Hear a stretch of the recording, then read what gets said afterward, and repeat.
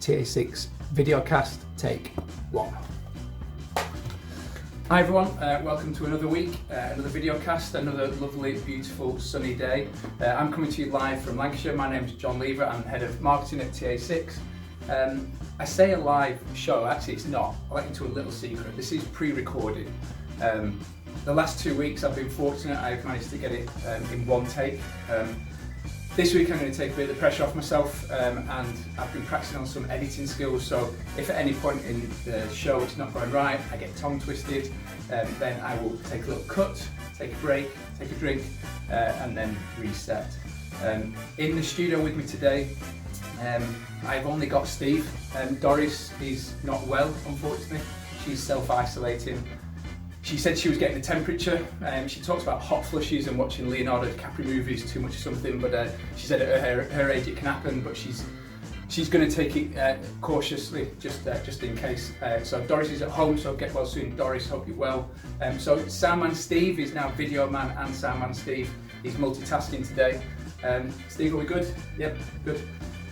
Now, if a few people have been writing into the show saying that can we see Steve? And I've told you that he's got a Twitter account, so you can find him at Soundman Steve. He's up to 2 followers, so he's not quite getting to his 100,000 yet, but thanks to Ross for the new follower this week. So he does exist because he's got a Twitter account. I don't know, well, if I throw a tennis ball to Steve, see, he's in the studio with me. Now you're thinking I've just bounced that, so let's see if Steve exists. Thanks, Steve. So what we've got coming up in the show today, we've got a little bit of magic. We've got a fact of the week. We've got a spin wheel. We're giving away a Kindle Fire. All the best prizes on this show. Congratulations to Scott, who won last week.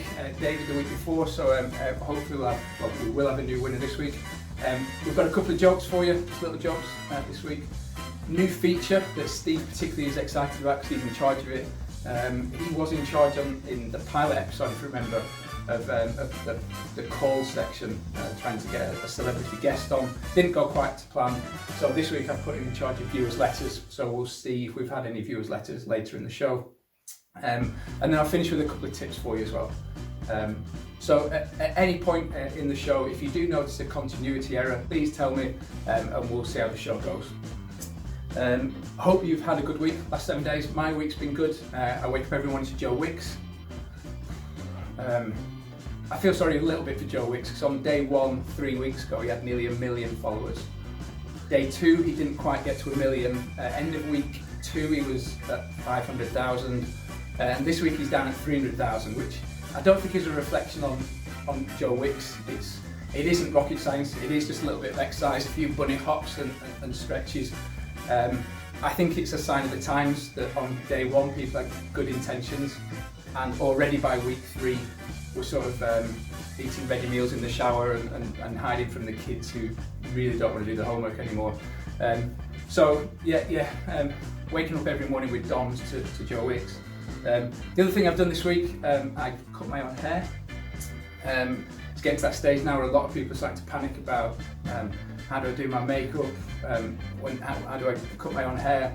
I think I've done okay with mine.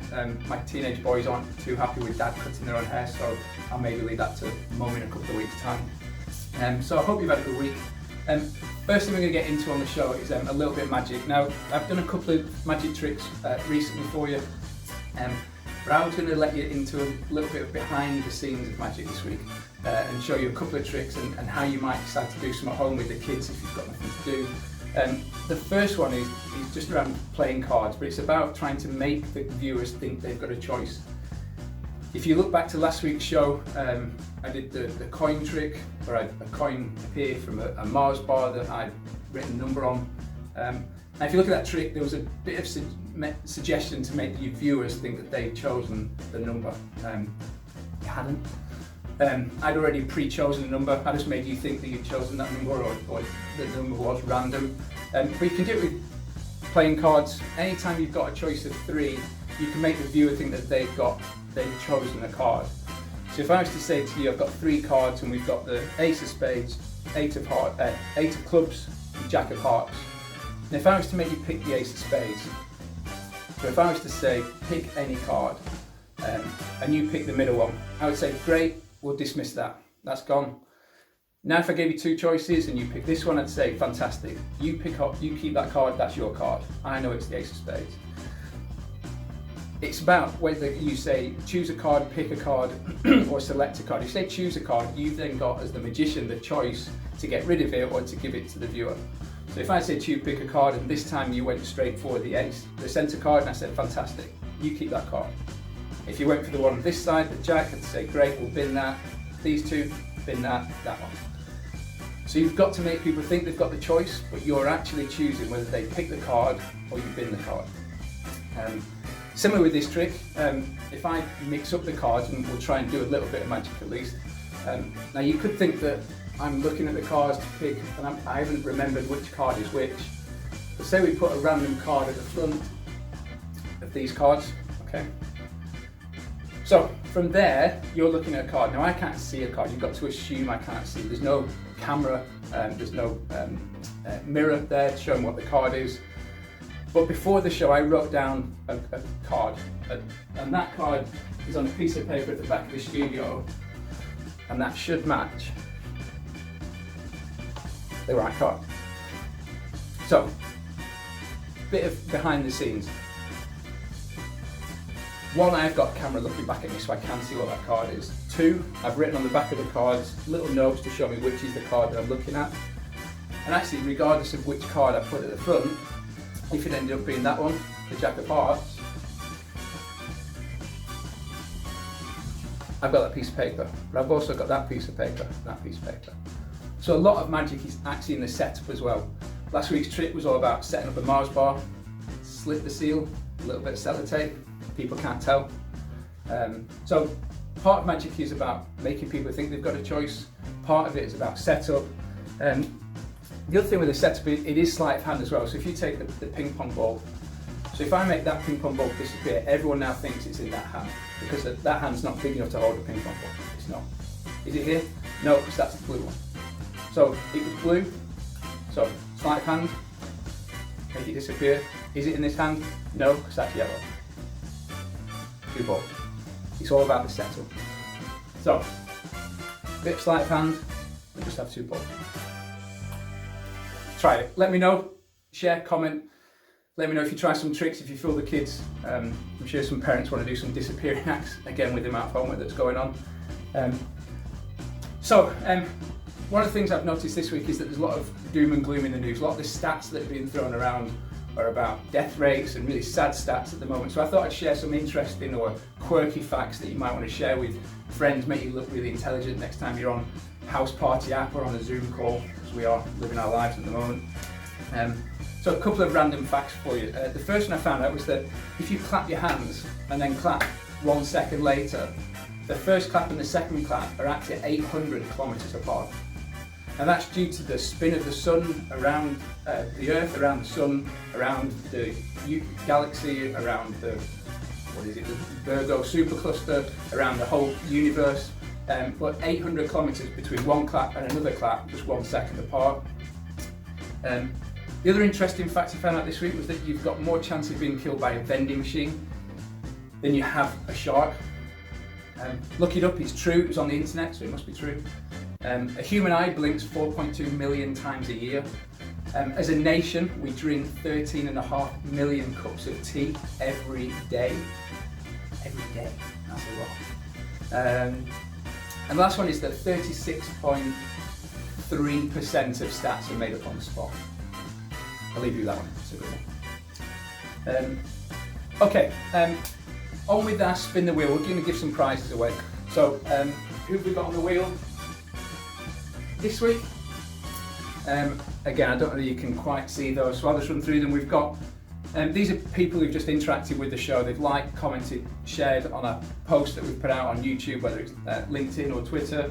And we've got Jordan Anforth from Pendle Leisure, Lorna Curtis up at Oriam in Scotland, Guy Griffiths from GG Fit, Joanne Webber from Stevenage Leisure, Ross Horseman from Show Off Design, I'm Gail_206, who is an NHS worker, which is a bit random, but I think she must be a friend from last week's winner, Scott, from Burnley. But it's great to have someone from the NHS on the wheel. As I mentioned, we have a Kindle Fire tablet. That'll go down well during the holidays to watch movies on and things. So let's give it a spin and see who's going to win. And it is Guy Griffiths from GG Fit. Congratulations, Guy. I'll get your prize out to you. I'll probably DM you on LinkedIn and sort out getting that prize over to you.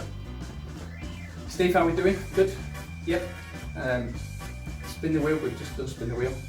Tea in the studio. Joke of the week, yes. Two little jokes. I didn't know how long the show was going to be this week. Last week's joke, the aeroplane. This week, really simple one. Two friends in a helicopter, and one says, if we turn upside down, do you think we'll fall out? And the other one says, no, we've been friends for years. Two fish in a tank. One says to the other, do you know how to drive this thing? It's better with an audience. Okay, so we've done joke. Now he is excited. I can see him jumping up and down here, and he can't wait to do this because he's been, we've had so many letters all week. So Steve's been in charge of viewers' letters. So Steve, you got letters for me? Thank you. Two. Okay, we've got two letters. Reading anyway.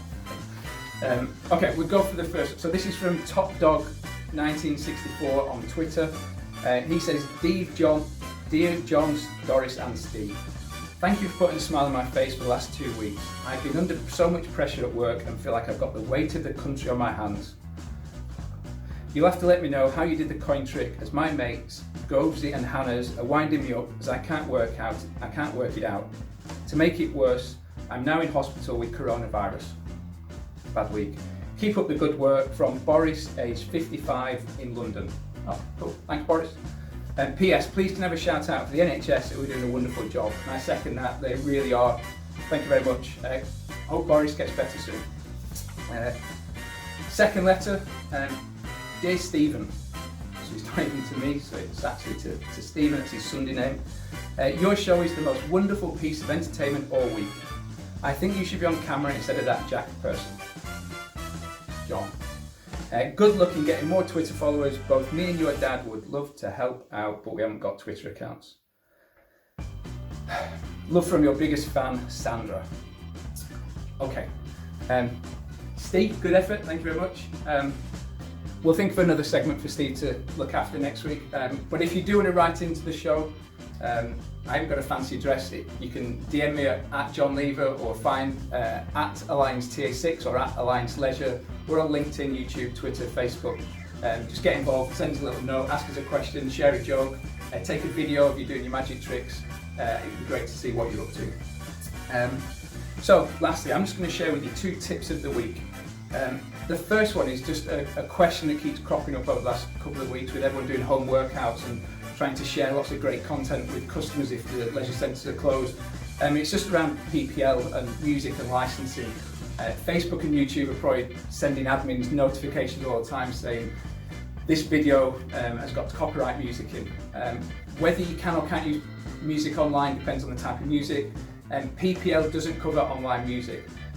We have got a website though. If you go to pureenergymusic.com, that's pureenergymusic.com, you can buy royalty and license-free music to use online. There's a link on the homepage, and just make sure you're in the right section. You do have to pay a little bit for the music, but a lot of it is allowed to be used online, and it'll just make your videos look a little bit cooler than having no music at all or being muted by the likes of YouTube and Facebook.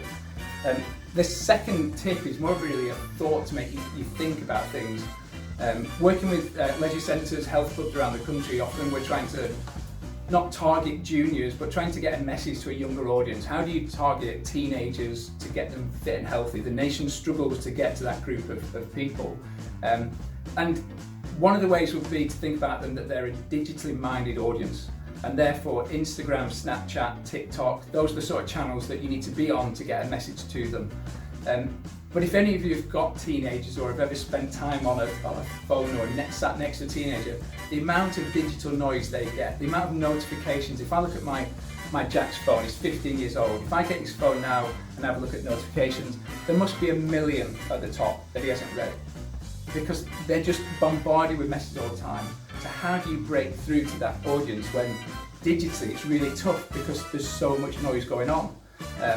But again, with my Jack, every birthday he gets a letter through the door, because as a proud Blackburn Rovers fan, I've brought him up to support Manchester City. But Blackburn Rovers still write to him every year and give him a birthday card. Now when that birthday card drops through the door, he doesn't know it's the birthday card yet, but it's like Christmas has come early. To get post as a teenager is pretty cool, because they don't get letters. Mum and Dad get the letters, the bills, but he doesn't get post. So it stands out, it breaks through the noise. So if you're trying to target a younger audience, why not go old school? Send them a leaflet through the post. Do something a bit different than always thinking of them as digital. The other thing to think about with the younger generation, and this goes to an even younger generation, and I use my experience with my niece. So if I go around to my sister's house, my niece, she's 2 years old, and she'll come running up to me and she'll say, Uncle John, can I have your phone? And she'll get the phone, I'll swipe and open it, but she'll go to YouTube, she'll turn it round, and she'll find Peppa Pig. But as soon as she's on YouTube watching Peppa Pig, she's tapping the bottom right of the screen. What's she doing? She's skipping the ads. At 2 years old, she's already hardwired into ignoring advertising. So how hard is it actually going to be as marketeers, as advertisers, to get our message to a younger audience? It's going to take a little bit of thinking, doing something different, because one, they're going to ignore messages because they're savvy to marketing.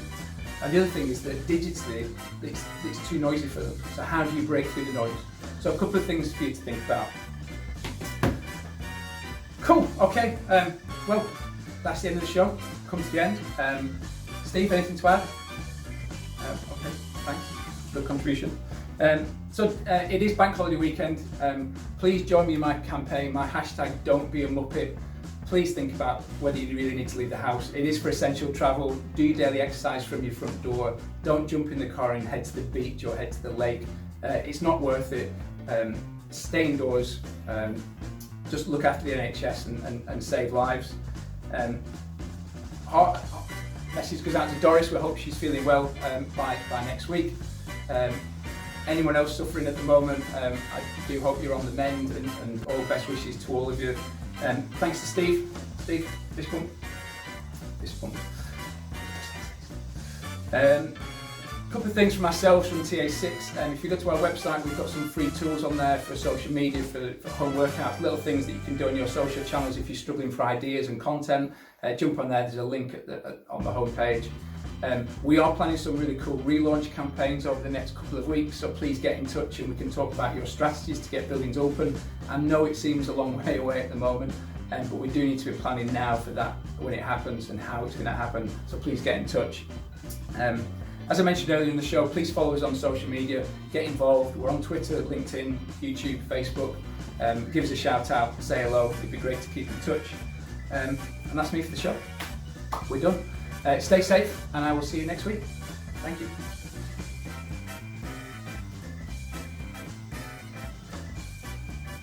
Steve, you're on camera. I'll do it.